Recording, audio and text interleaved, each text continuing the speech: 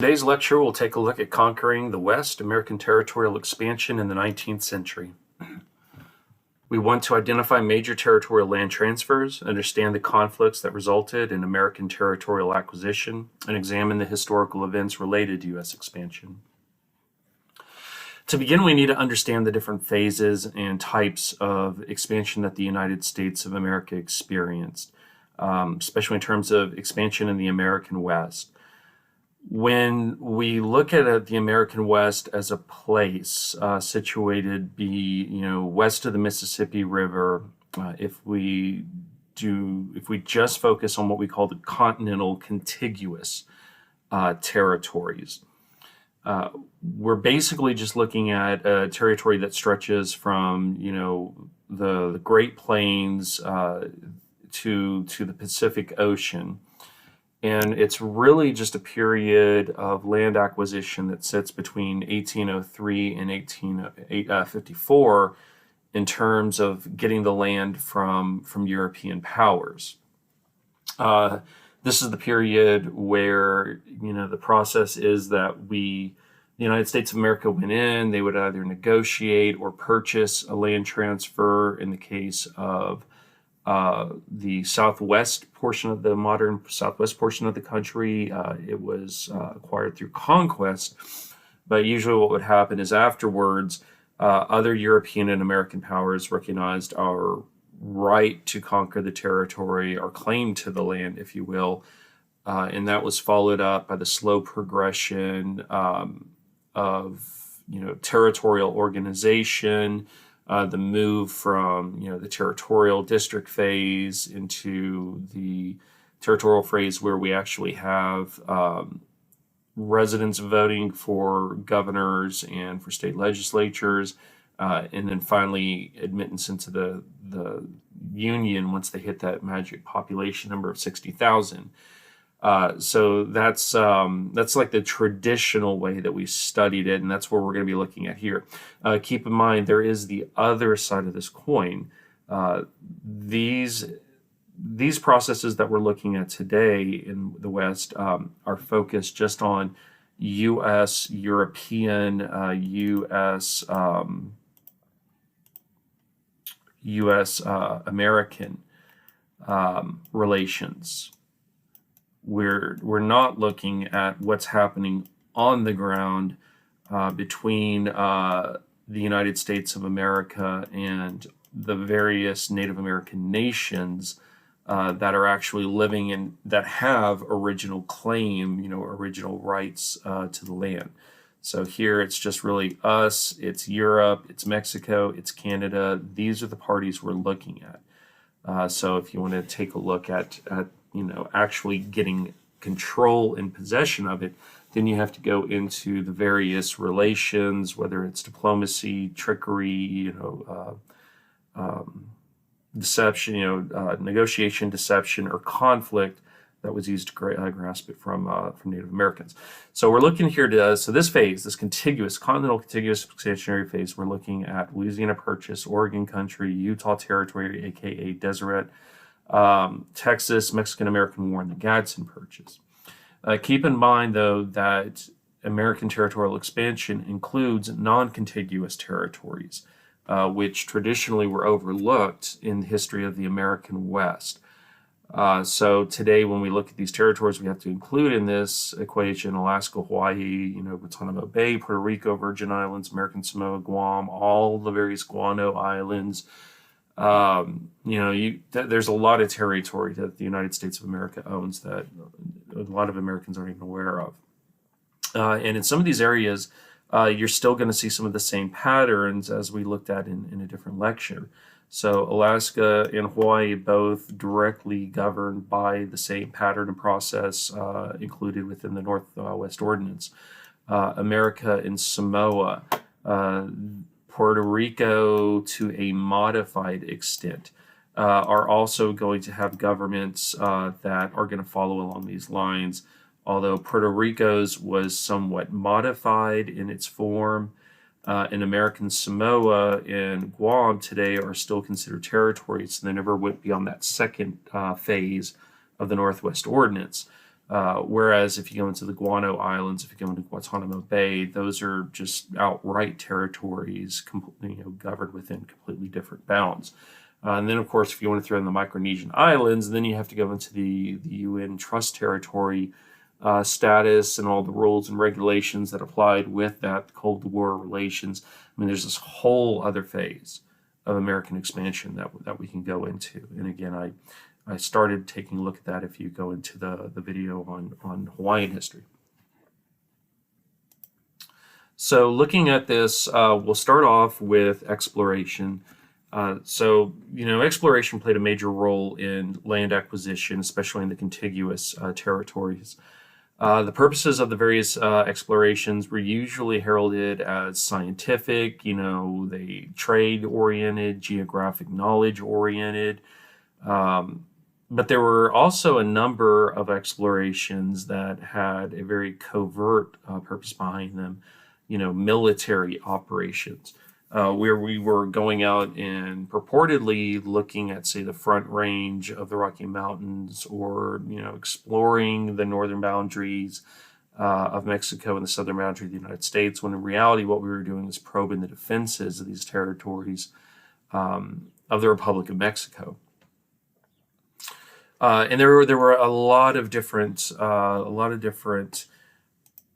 explorations in these areas. So if we start off with just like the most famous one of them, that would be Lewis and Clark, 1804 to 1806, going up the Missouri River, staying wintering with the Mandans at the fort they constructed, Fort Mandan in North Dakota, roughly right around in this area. Where they met with Sacagawea, Shoshone, who guided them, across the Limhi Pass to the Lolo Pass to the Clearwater River, where they encountered the Shoshone peoples, moving on, and they're meeting up with Nez Perce, and then their continuance along the Columbia until they finally reached the Pacific Ocean in 1806. And then, of course, as they returned along that route, they explored the Yellowstone River. They, encountered other Native Americans like the Gros Ventre, the Blackfoot, and the whole time that they're doing this, what are they doing? Thomas Jefferson, when he was organizing the exploration, he had leading doctors and scientists, writing out questions that they wanted answers to in terms of scientific observations. Lewis and Clark took with them a keel boat loaded with trade goods and presidential medallions for when they connected with groups, native nations like the Sioux or the Blackfeet. And opened up relations with them, the idea being that they wanted to redirect trade. So at this time period, what you basically have up here in the Northern Plains is you have a lot of trade in this area here, mostly directed between Canadian traders operating, from like the Northwest Company or from Hudson's Bay, out of Canada. And what did Jefferson want? Well, he wanted that trade redirected in this manner. And so that's a tall order for the time, when the British really had an advantage in terms of trade goods, prices, and then existing relations with the people living there. So, they had a lot of things that they were doing, on the way to the Pacific Ocean. And, as they moved in this area, as they lived in this area, they did learn a lot.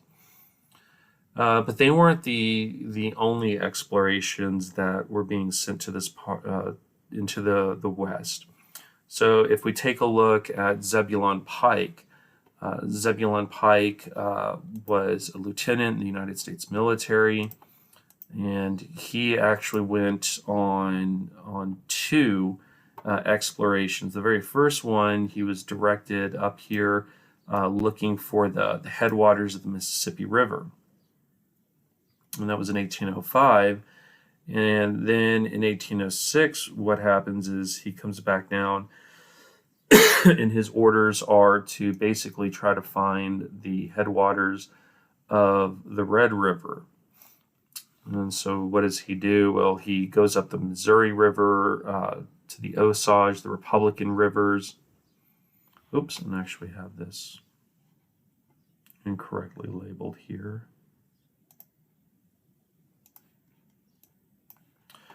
So it goes up the Missouri River, cuts over to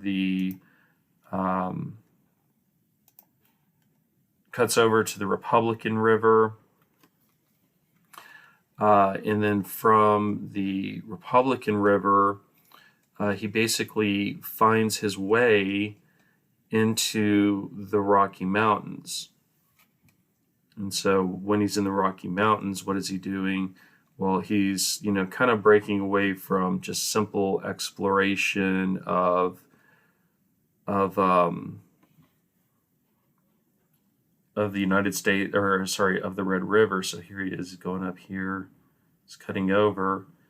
And then what is he doing once he gets in here? Well, he's actually looking to see, what kind of presence the Republic of Mexico has in this area, where the Mexican armies, what's their levels. So goes up the Republican, hits Great Bend of the Arkansas, heads into the Rockies, explores Pikes Peak. And then once he gets into this area, he's actually captured. And that's because the guy that sent him there, General Wilkinson, James Wilkinson, had actually contacted Spanish. We know that he was actually working for them, getting paid for them. So they arrest him. They take him down to where he wanted to go in the first place, which was Santa Fe. And from Santa Fe, he's going to be taking throughout Mexico. He gets this really long tour of the region. And then what do? Well, they release him, and he goes back with all this information and reports it to the United States government. So what will eventually happen is, in the case of Long, this is one of the first forays into the area where, we're early 1800s, already looking at Santa Fe's possible expansion. But we're also laying the groundwork for future expansion in terms of the Pikes Peak Gold Rush, because Pike is there, and after he explores this part of the region, you're going to have other people that are going to come in. He's actually receiving reports of gold in the region on his exploration. He doesn't really find much. He doesn't really follow up on it. But then in 1858, William Green Russell and John Beck, they're going to organize a party of explorers to follow up on the reports. There's going to be at least two other bands competing with Russell and Beck. And it's going to be Russell and Beck that are going to actually discover gold near Cherry Creek. And it's going to start the Pikes Peak Gold Rush of that year. So that's the Pike edition, but then we come in behind that, and what do we have?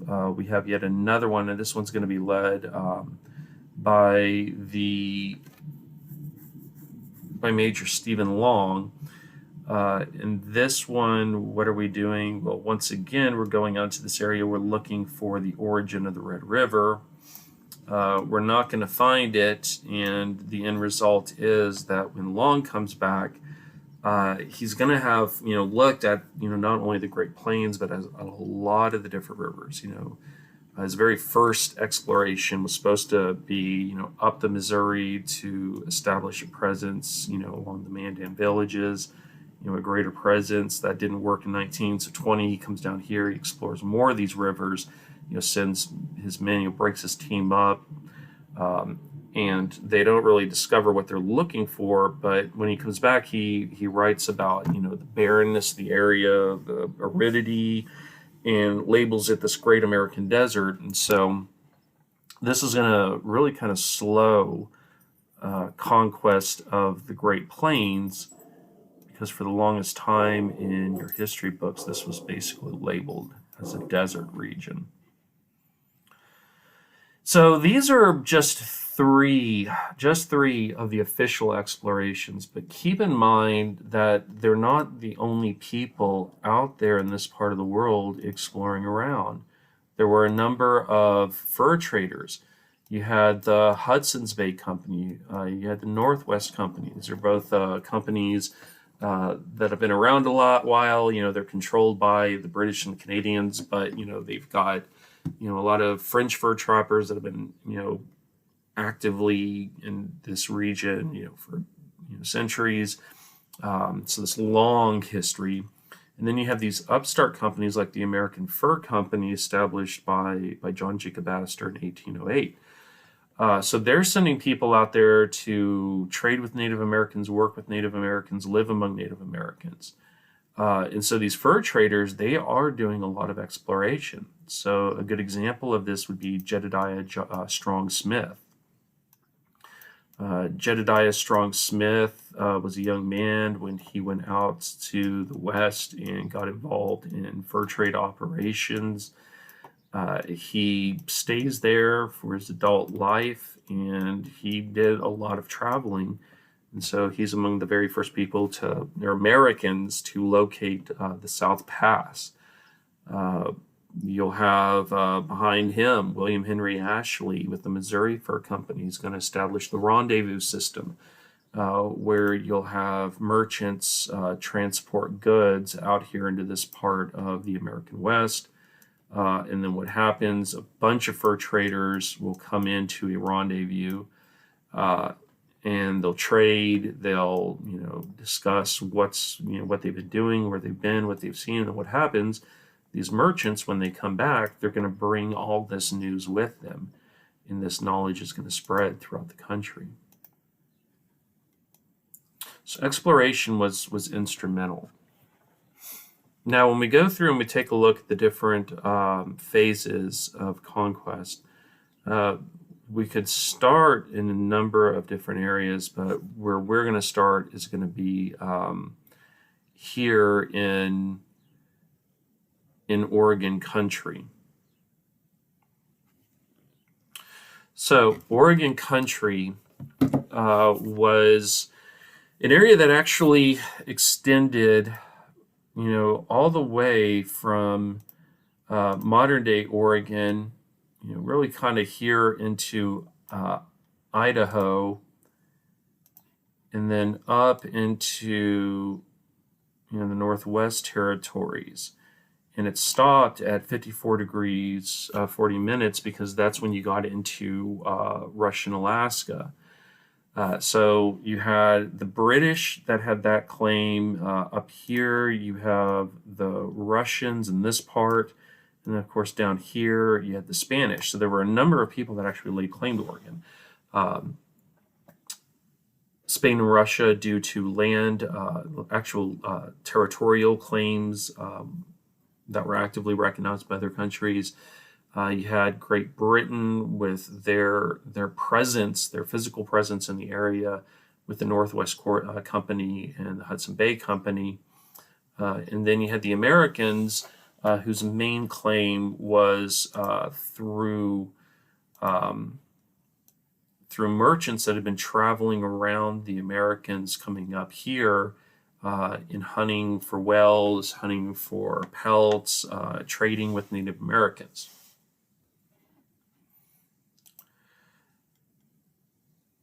Now, initially what happened was that the United States of America and Great Britain decided that they were going to jointly administer Oregon country, the area, modern day Oregon, up to 54 degrees 40 minutes. But what happened here is that the Northwest Company really actually was the first one to establish a presence in this part of what will become the United States of America. They send fur trappers out here, and they establish fur trading posts. And then later on, what will happen is that the Hudson's Bay Company came in behind them, and they established a permanent presence under the leadership of Dr. John McLaughlin. And so this pretty much becomes Hudson's Bay Company territory. And what do? Well, they go out and they make their presence known throughout this area in terms of hunting and trading and making connections with Native Americans. So going into the early 1800s, there were a number of American traders that grew interested in this area. So John Jacob Astor, for example, was one of them. And one of the early American interest in this area was the Pacific Fur Company, who tried to establish fur trading posts out there. And then what Dr. John McLaughlin basically did is he would use a number of different techniques. He would intimidate the traders that were out there. He would work with Native Americans to cut off access to Native trade partners. And in one particular instance, literally went and tried to trap out as much of the territory as possible to deny these rivals with pelts, deny them of pelts. So he kept pretty much an iron grip over the territory. But then what happened? Well, going into the 1920s, this all began to change. And it really started with the political interest of a congressman by the name of Dr. John Floyd, who worked within Congress to try to promote federal interest in the area. And he did promote a lot of some interest and some public interest, but he didn't really get too far in terms of federal support. But again, he did start the conversation. So really, it's going to be private interest that takes over from there.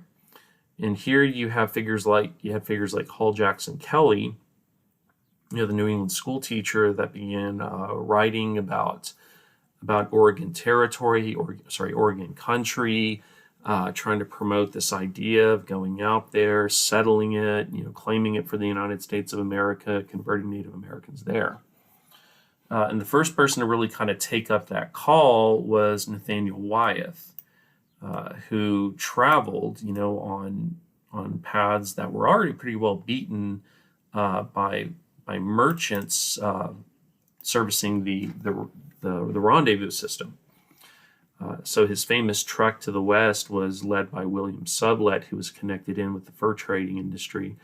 And he made it out to Oregon. Then once out there, a number of problems with supplies, and then of course Dr. John McLaughlin's resistance to an American presence ended up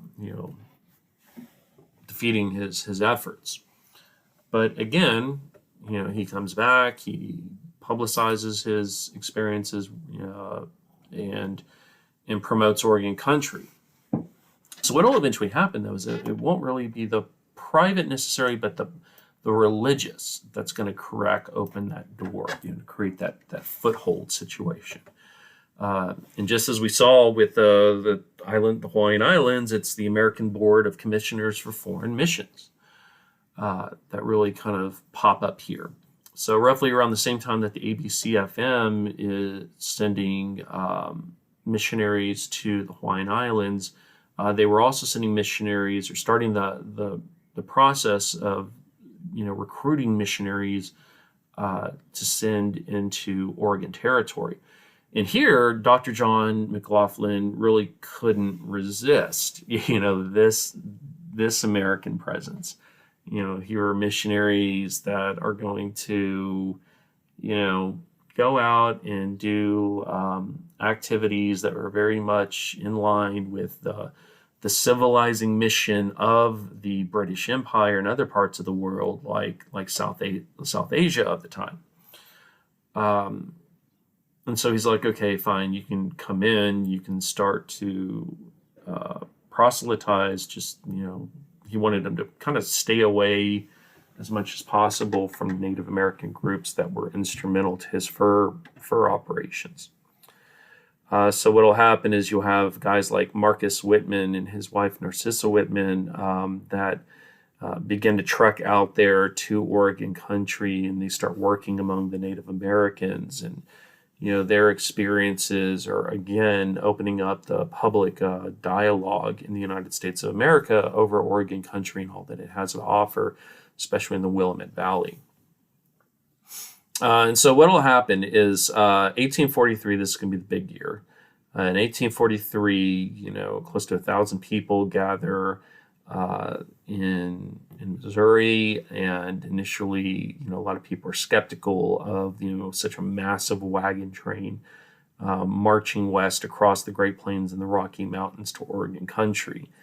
But what do they do on this track? They start to lay down the techniques that they will use to make this crossing.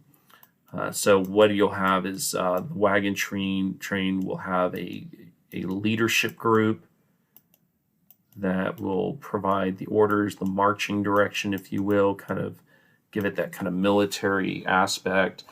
You'll have techniques that are going to be employed, like circling the wagons at night to protect the livestock and also protect from possible attacks.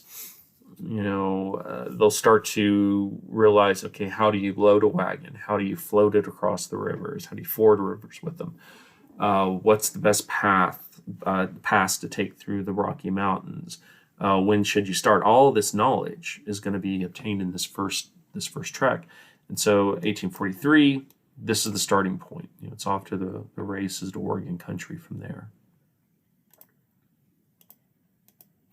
So once that begins, it's just simply a matter of numbers.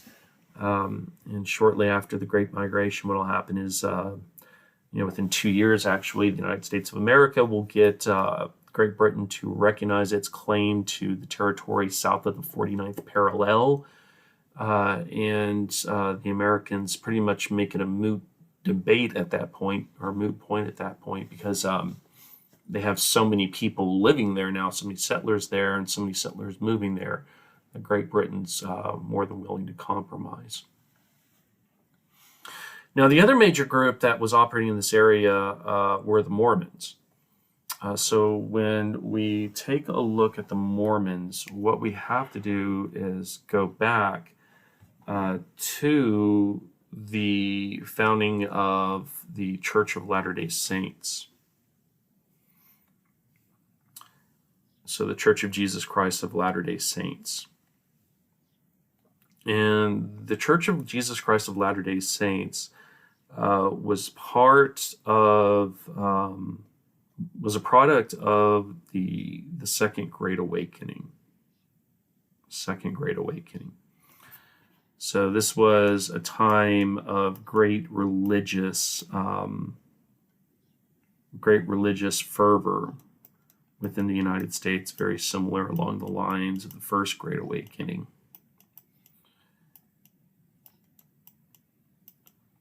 Only instead of, really being a religious revival that's centered around the Congregationalist Church and the Methodist Church, this Great Awakening is going to produce just a massive array of different groups within the United States of America. So some of the Baptists really, emerge as a denomination, and not just one Baptist group. There's many different types of Baptist groups. This is the time period where you see groups like the Seventh-day Adventists that are going to emerge as well as part of the Second Great Awakening. Because millennialism was really important in this time period. This idea that Jesus was coming back to to the world, that he was going to bring about the end times, and that people had to be very much ready for this process. All this is part of the Great Awakening.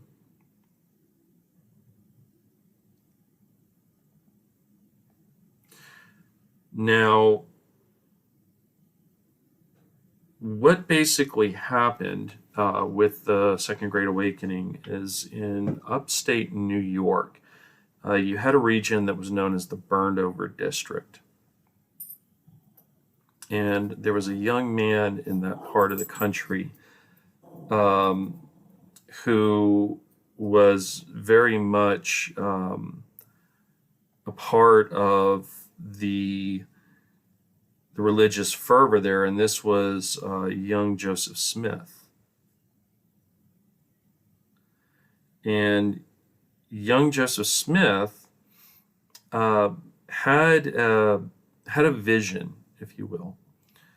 And the vision was that the angel Moroni came to him, and the angel revealed to him that there was there were tablets that had been buried nearby where he was living, and if he went there, he would find them, and that he would be given the ability to basically interpret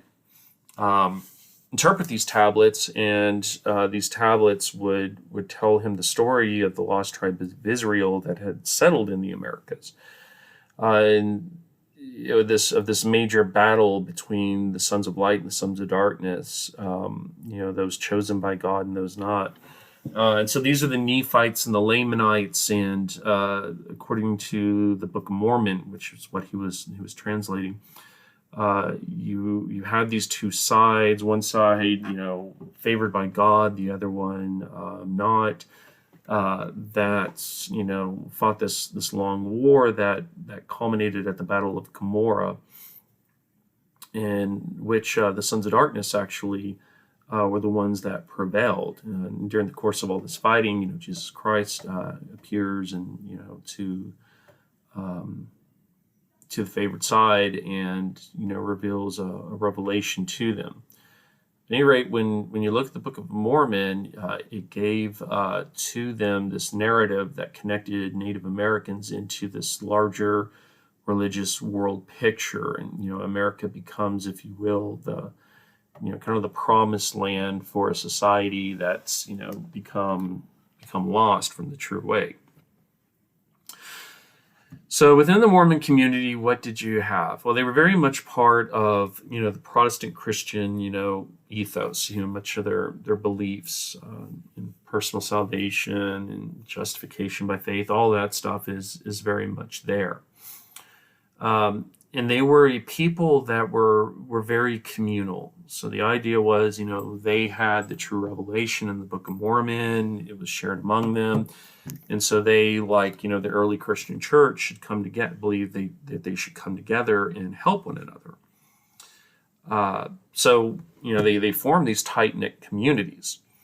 The only thing is that, in this time in the United States of America, especially going into the 1830s, when you started to have some economic upheavals, generally the Mormons were looked at suspiciously.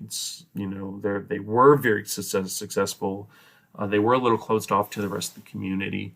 And so, some historians believe that this possibly generated some envy among their neighbors, and targeted them as a bit of an outside group, and targeted them from discrimination. The one practice, though, that Joseph Smith reinstilled within his branch of Christianity was polygamy, and this in a period in which morals were moving towards Victorianism in the United States of America, was really kind of a kicker for a lot of their nearby neighbors. And so what will happen to the Mormons? Well, the Mormons are going to, right pretty much from the beginning, start a pattern of migration. They start off in Kirkland, Ohio, where they fare very well, and then what happens? Well, pressure from nearby communities forces them out of Kirkland, Ohio. So where do they move? They move on to DeWitt in far west Missouri. What happens there? Once again, there's strains between them and between their neighboring communities, which eventually pushes them on once again to Nauvoo, Illinois. And it's here in Illinois that they're promised safety and promised the ability to live completely separate. And so here, when they settle down in Nauvoo, they build this beautiful temple, Mormon temple. Their community prospers, they're doing really well. But once again, neighboring communities, especially during economic hard times, began to target them for discrimination and persecution. So after the assassination of their leader, Joseph Smith, what happens? Well, the prophet Joseph Smith dead with this common pattern of moving and being persecuted and then moving again, only to face more persecution. It's decided by the leadership of the Mormon Church, especially by Brigham Young, to remove the community well beyond the reach of the rest of the American society. And so this time around, what do they do? Well, they decide we're going to move, as far west as we can to places that nobody else wants to go, nobody else will think of going, and then we won't have to worry about it. And so to this end, they send out the very first band of settlers, the Pioneer Band. And in the late 1840s, they begin the process of exploring Utah, and there they come across the Great Salt Lake. And they decide, this was the perfect place to build their new kingdom of God. And so once they got into the Great Salt Lake, you have the situation where you'll have Mormons that are kind of going up along the Oregon Trail, and then they'll branch off just south of it. And they're very intelligent on the way that they do this, because they're sending out not just one mass, but they actually start off by sending out these little pioneer bands ahead. And as they go along, they're establishing these stations, resupply stations along the way. And then one band will go, and then another band will followed by another band, and another band, and another band. And so they're very successful migrants as a result of this pre-planning. Once they got to Great Salt Lake City, they then began the process of being, very orderly in the way that they approached settlement. So when we look at early colonialism, what's one of the things that historians believe made New England so much more successful than, say, Virginia, in terms of quickly establishing a stable population that grows and is self-sufficient? Well, it's family, it's community, as opposed to individualism. So once out in the Great Salt Lake, they begin the process of communally dividing up the land, pre-planning the city and its environs, making sure that everybody has access to the limited water sources in that area. And so here, there is Great Salt Lake City in its early phases. And then, early settlement, I believe that's the 1851 right here. This is 1896. Hugely successful in terms of establishing themselves, and then not only growing and expanding throughout Utah territory, south towards Mexico, but, becoming a very wealthy place and a major stopping point for resupply on people's way to California and Oregon. Now, what will eventually happen to the Mormons? Well, they wanted to stay away from the United States of America, but then what will happen? 1848, gold rush. Lots and lots and lots of people running west, trying to get a piece of that gold in California. And this is going to be that first process in reconnecting the Mormons to this massive migration trail.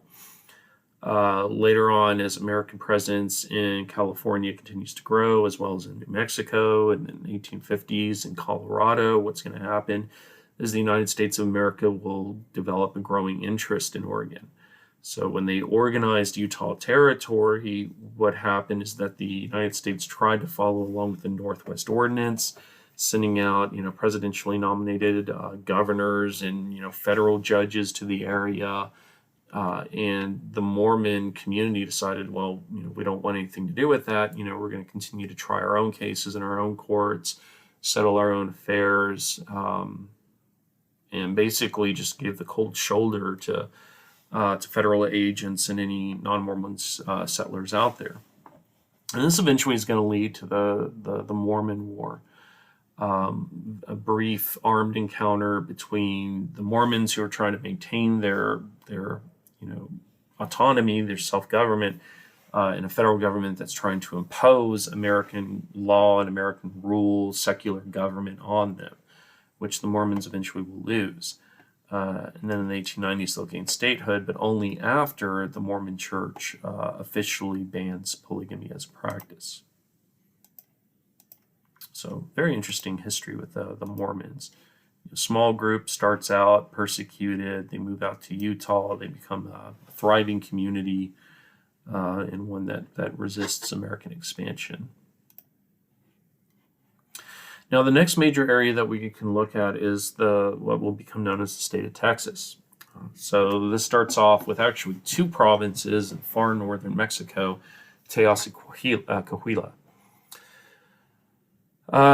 Texas was a tough area for the Spaniards and later the Mexican government to colonize.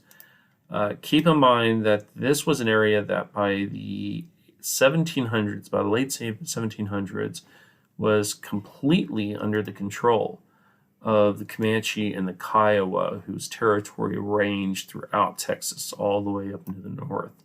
You had the Lipan Apaches in there as well, bands of Caddo, Tonkawas, and other groups. But it's really the Comanche and the Kiowa Apache. And the Spaniards and Mexicans had tried to colonize the area, but they were very limited in their ability to. So they established, one colonial area down here with missions and presidios centered around San Antonio. And then they tried to expand their colonial holdings roughly up in this area around modern-day Menard, Texas, with the San Saba mission that was meant to house Lipan Apaches. But as soon as the Kiowa and the Apache and the Kiowa Apache heard about it, they descended on the San Saba mission with about 1,500 fighters and just absolutely demolished it. And so, that was kind of like first and last effort at expanding that territory. So up until the 1800s, most of the colonists were limited down there to the San Antonio region. So around the time of the Mexican Revolution, what happens? The Mexican government became interested in getting colonists from outside of. The Mexican government became interested in getting colonists outside of the Republic of Mexico. And to this end, they started looking north towards America. And so what they decided to do is they were like, okay, we're going to begin to invite people to come down here and settle, but you have to stay away from this border region between us and the United States. We don't want you getting too close, because then what will happen is, that influence from the Americans could potentially cause us problems and, lead to revolution. So one of the first guys to really take interest in this area was Moses Austin, but Moses Austin died before he was able to really lead any groups down into Texas to settle the territory.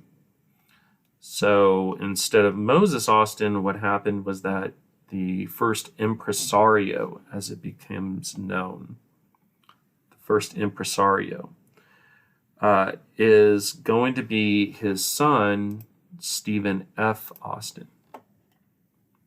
So he's going to take on the term impresario.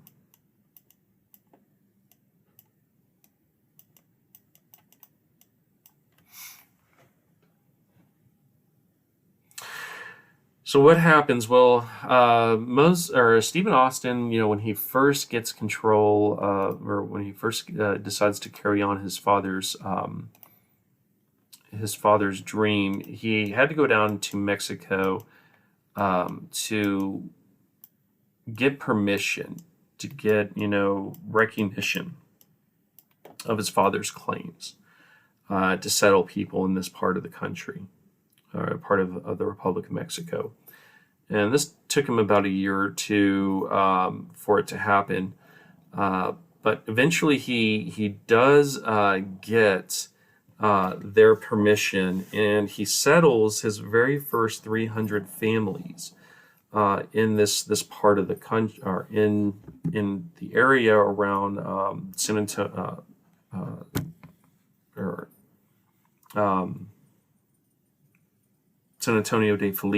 San Austin de Felipe. And he gets some really good terms from the Republic of Mexico. Basically, any family coming down there would receive about 177 acres, what they called a labor. You would actually get a lot more territory, thousands of acres of territory for livestock ranching.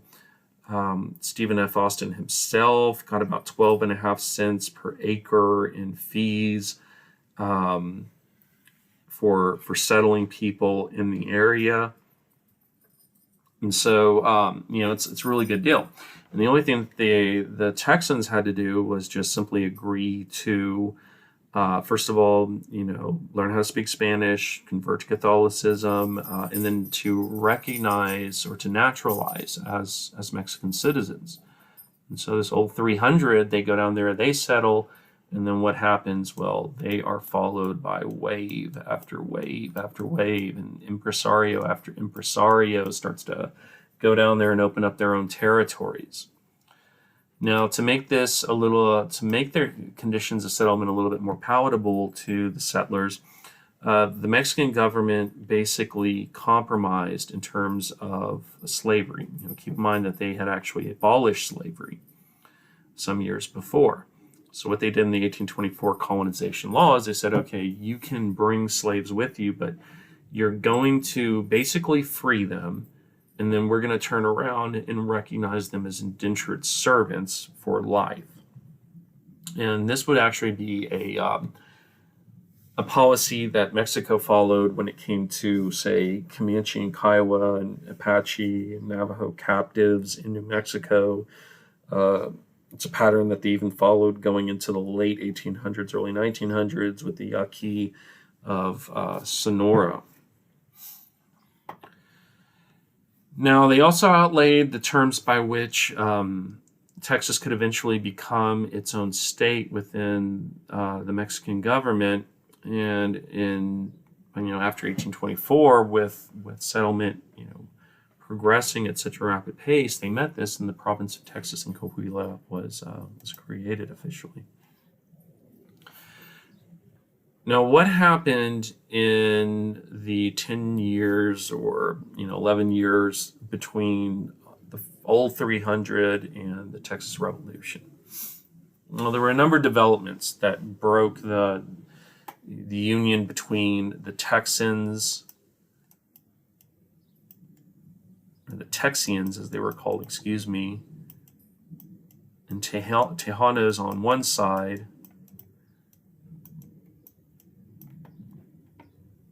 and the Mexican government on the other.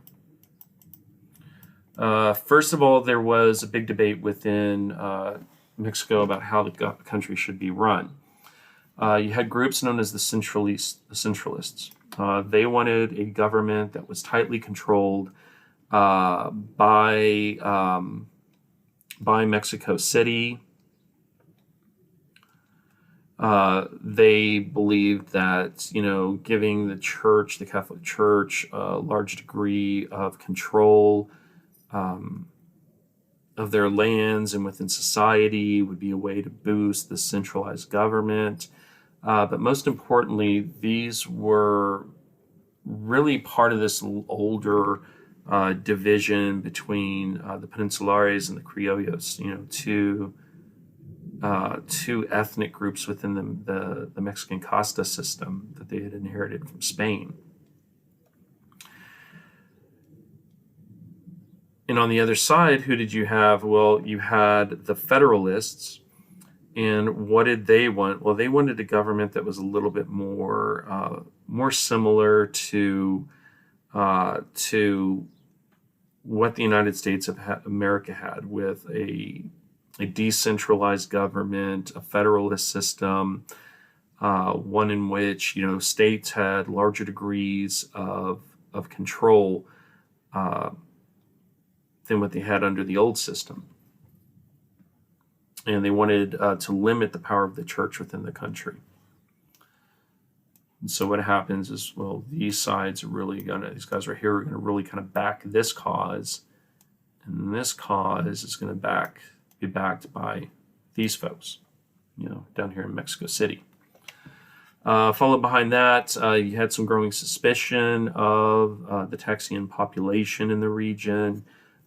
As you can see from the previous map, the impresarios were growing in number, the territory was expanding outward, and it was starting to get closer and closer to those boundaries. In addition to that, while the Mexican government allowed for the settlement of families that met those conditions, not all settlers followed the law. There were a number of what we would call today undocumented migrants coming from the United States of America to Mexican territory to settle. So again, you had to, convert to Catholicism, speak Spanish, swear allegiance to the Republic of Mexico, and you had to be of good character. Well, you had a number of people that were not of good character, refused to swear allegiance, or meet any of these other conditions that were coming across without permission and settling. So the Mexico City, what did they do? Well, they passed another colonization law in 1830, and it started to, first of all, limit the number of new settlers that could come in from the United States of America. And at the same time that it did that, it also said, hey, we're not going to allow any more slaves. We gave you a pass with the way that you brought African American slaves into this country in the first stages, but it really did go against Mexican slave codes and so anti-slavery laws, and so they tried to abolish it. So all this is coming to a head, and it finally reaches a point where the government and the Texian and Tejano populations in Texas decide that they wanted to petition Mexico City to become their own states. They wanted to be separated from Coahuila, and they wanted to be able to govern themselves along those Federalist lines.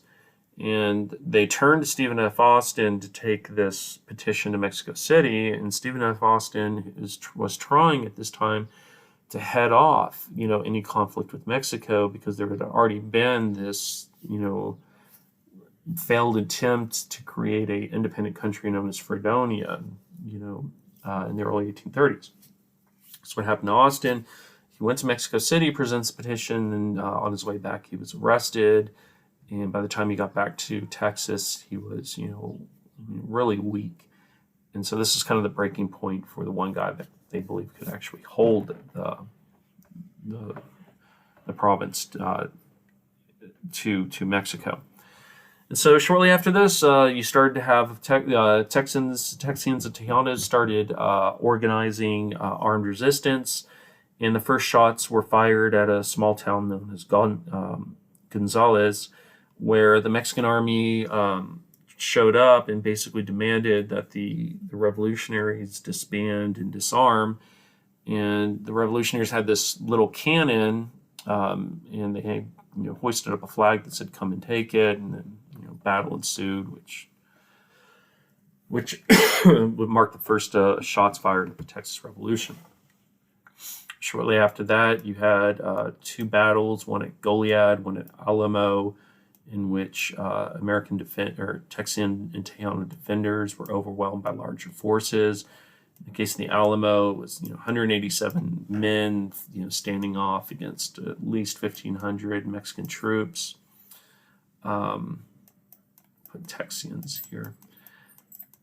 And in the end, what happened is that they were all killed to a man.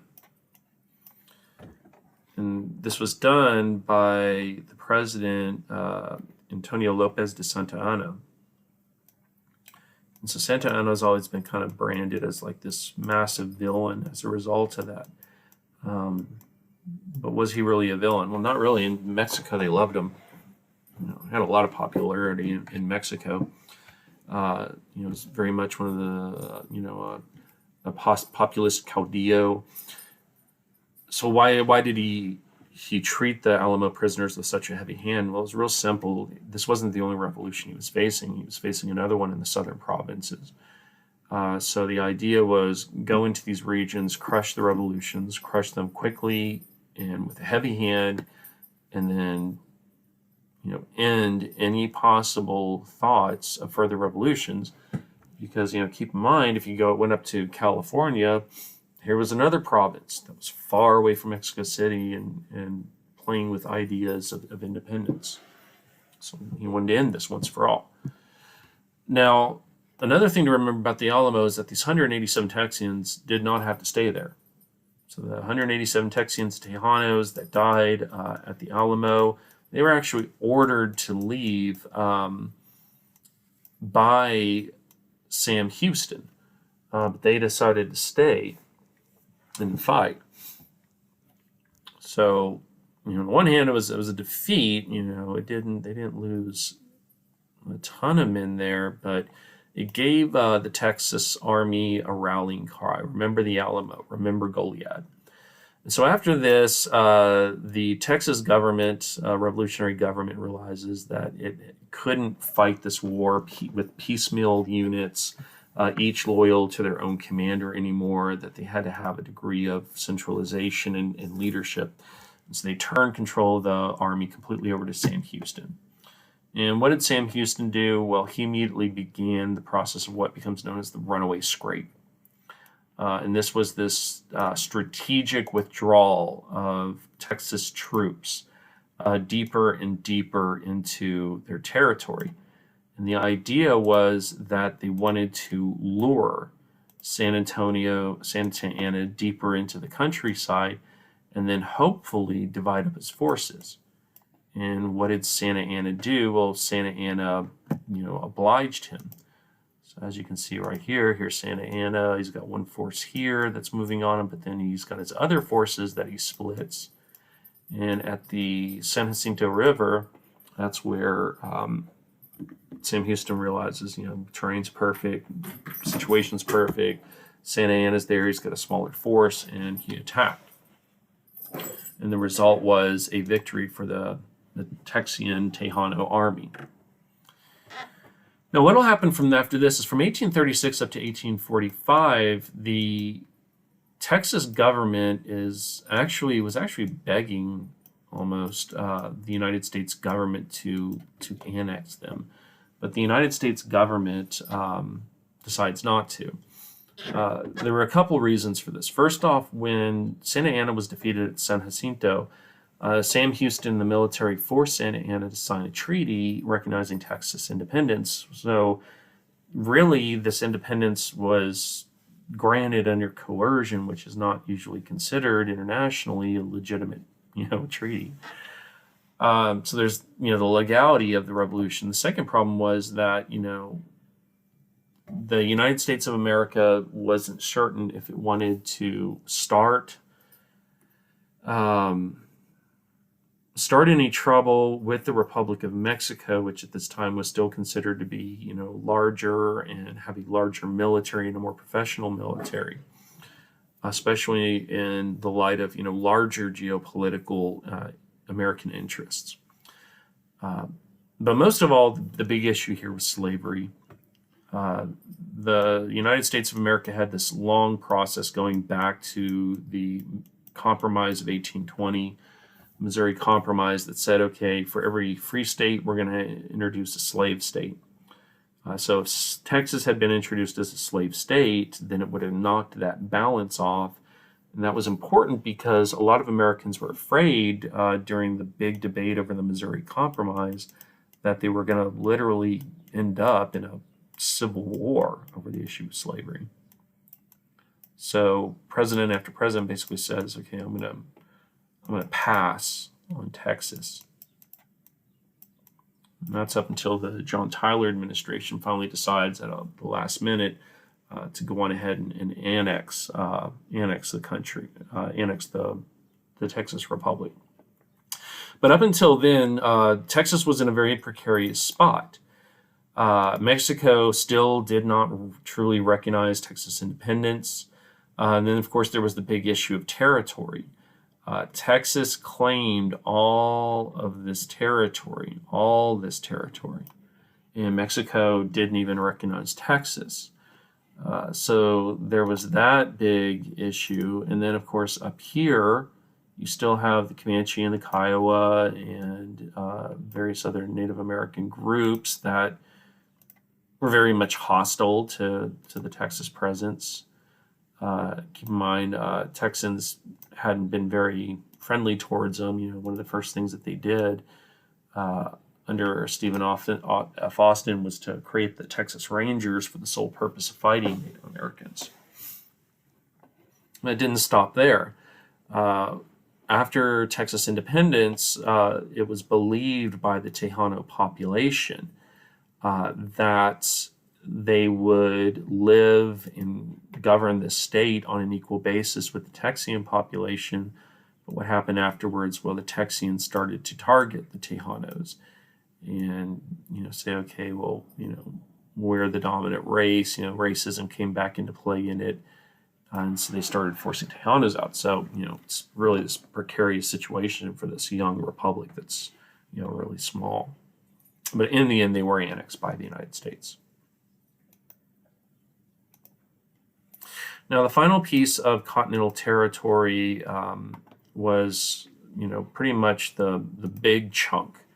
And that is really all of this territory right up in here, with the exception of the Gadsden Purchase. And that little swath of territory down there is not going to be purchased until 1854. But this was the big chunk. The war that would settle the boundaries of Texas and extend the American borders all the way into Arizona and California. This was the war with Mexico, the U.S.-Mexican War, started in 1846.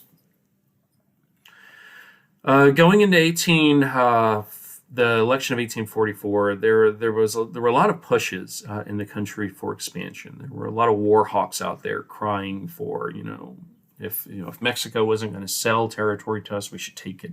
We should take that. We should take Texas. We should take all this territory. And you had groups of men that became known as filibusters, from the Spanish term filibustero, for pirate. Guys like William Walker that had already started, this career of trying to go out and start these small armed revolutions to tear chunks off of South and Central American countries and off of Mexico. But in 1844, a newspaper editor by the name of John Sullivan wrote an article in which he penned a term, manifest destiny. He basically put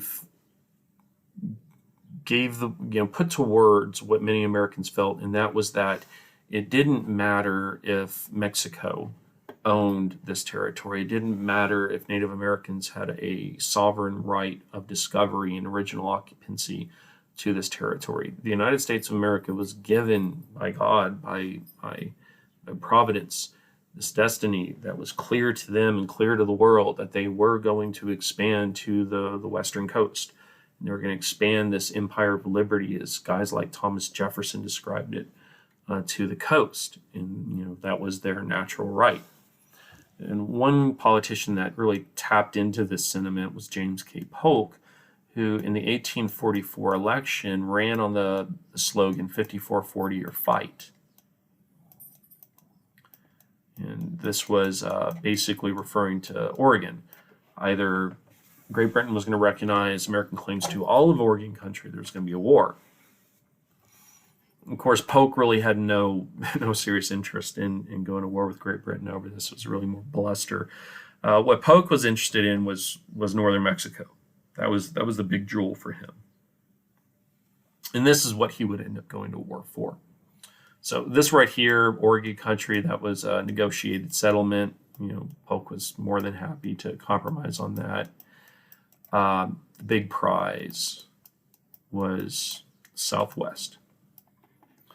So what happened here? Well, 1846, James K. Polk sent an officer by the name of Zachary Taylor down here south of the Nueces River, knowing very well that it was disputed territory and that the Mexican army actually had troops in that region. And and he knew what was going to happen.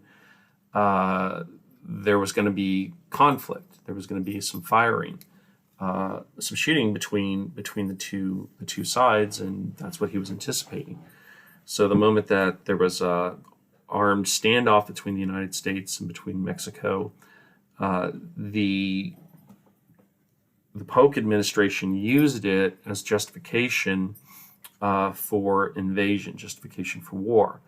Now, keep in mind, just 34 years previously, another group of people had resisted calls for war, and these were the Federalists.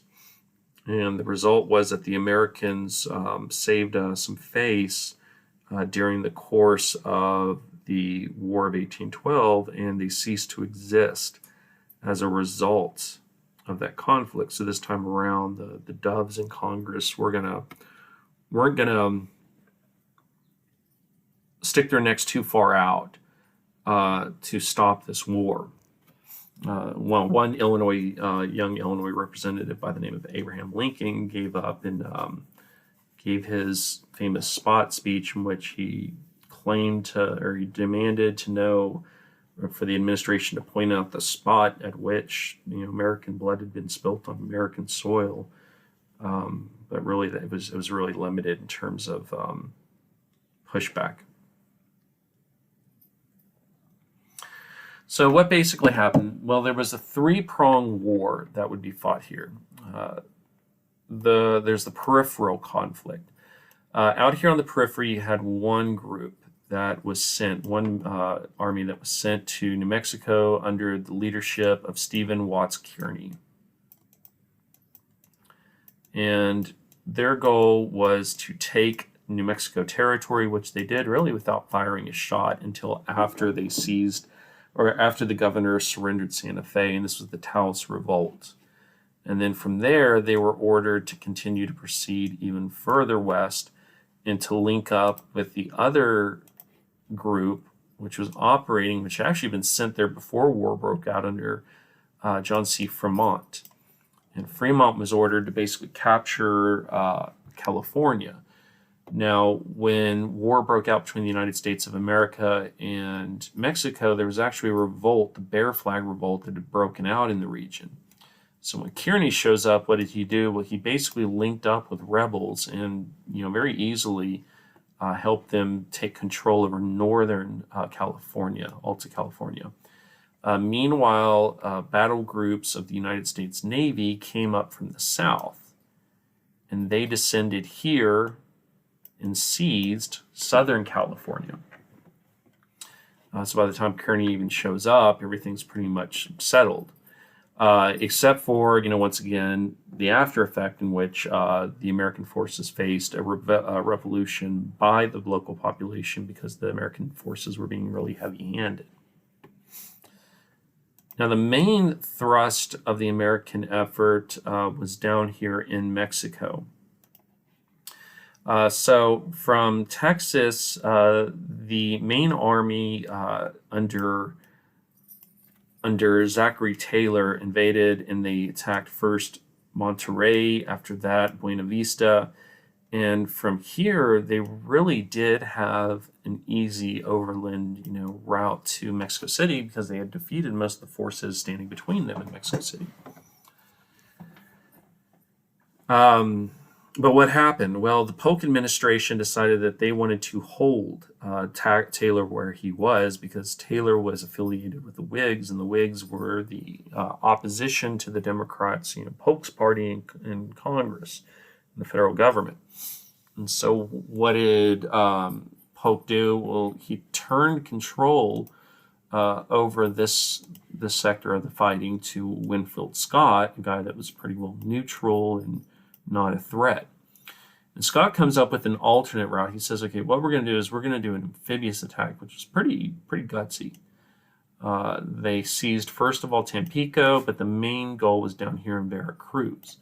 The idea was come up from the south instead of from the north and catch Mexico unaware, the Mexican forces unaware, which they did. So you had one major battle at Puebla right here. After that, they marched on Mexico City and defeated Santa Anna, who was, called back to duty after he lost the presidency. And in September, they basically forced Mexico City to surrender. Now, this happened so quickly that it amazed really the world. Most people believed that this was going to be a long, drawn-out conflict and that Mexico was going to have the upper hand, but the American forces were, it was pretty one-sided defeat, one battle after another. And this isn't to say that the Americans really comported themselves well, so to speak. What you had is you had the small core of professional soldiers. So guys like Winfield Scott Hancock, James Longstreet, Robert E. Lee, John Bell Hood, names that became famous. Joseph Johnston, Albert Johnston, names that became famous later on in the American Civil War. They're fighting there, and they're kind of cutting their military teeth, in the war against Mexico, and then also on the Western battlefields against Native American tribes. And they were actually pretty well horrified because you had a number of volunteers that were pouring in from Arkansas and from Texas. And these guys, were unrestrained in the atrocities they committed against the Mexican people. So they, the Texas Rangers, for example, became, known among the population as Los Diablos Tejanos, the Texas Devils. And this ended up provoking a lot of popular resistance to American, forces. So the tradition of El Héroe El Bandido, the hero and the bandit figure, became really popular during the course of this war, where guys that usually would be considered like thieves were actually considered heroes because they were, taking their abilities and fighting the American forces with them. At any rate, the war was going so quickly that James K. Polk decides, hey, I'm actually want to, consider expanding this war instead of just taking the southwest or the northwest section of Mexico. Let's take all of it. But you already had a diplomat that had been sent there by the name of Nicholas Trist. And he and Winfield Scott realized that they needed to hurry up and conclude this conflict. For two reasons. Number one, there was a loss of human lives. Number two, they realized that it was not a very popular war overall. There was actually opposition to expansion from, not just simply those people that did not want to see American slave territories expanded, because that's what a lot of people thought was going to happen. They were like, hey, all this is right here in the South. All this is going to become slave territory. We're not interested in fighting over slavery. So not only did you have that, but you had other people like John C. Calhoun of South Carolina, somebody that you would think, hey, he would definitely want more slave territory. He didn't want it because he was afraid that conquering, all of this territory would mean that this non-Protestant, non-English speaking, non-quote-unquote Anglo-Saxon population would be incorporated into the United States, and therefore, it would challenge his views of racial superiority. So Trist and Scott, actually, they ended up kind of ignoring orders, and they decided to negotiate a treaty as quickly as possible with Mexico, get it concluded, send it to Washington, D.C., and then hopefully end the war before Polk could expand it. And that's what happens. The Treaty of Guadalupe Hidalgo, it settles the conflict, ended the war. And what happened, Mexico basically gave to the United States of America all of this territory up here. It recognized the independence of Texas. In exchange, the United States of America paid Mexico money for damages. But with the conclusion of that war, there was only one other area of expansion, the contiguous territories, and that was the Gadsden Purchase of 1854, which got the southern section of New Mexico and Arizona purchased for the United States of America. But the United States grew exponentially during the course of the early 1800s in the contiguous territories, and so much of what is recognized today as the American West was acquired through these various means. Now, keep in mind that this was acquisition in terms of U.S. and other Western powers. The real acquisition of the territory would be done slowly over the remainder of the 19th century. In the face of resistance by many Native American people, and it would be done slowly, one Native nation at a time.